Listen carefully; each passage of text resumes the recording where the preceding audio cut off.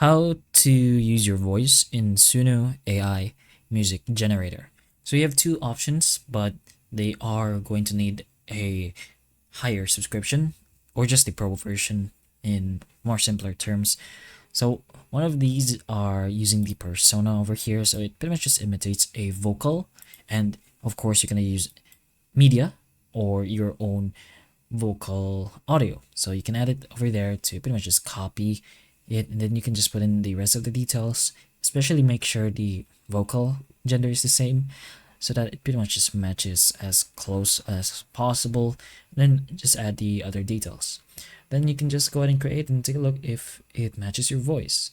The other option is to manually do this yourself.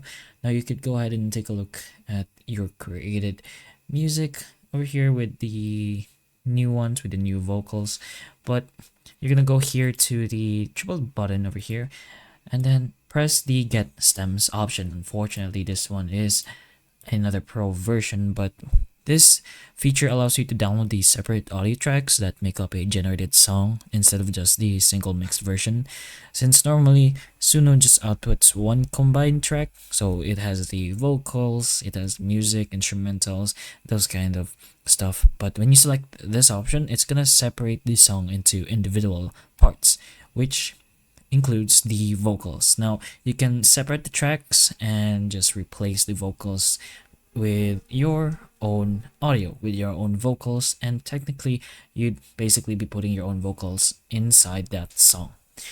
But as of now, those are the only two options that could technically make use of your voice in your Suno AI music generator. So hopefully the information of this video can help you, and if it can, please like and subscribe for more videos like this, and that's all.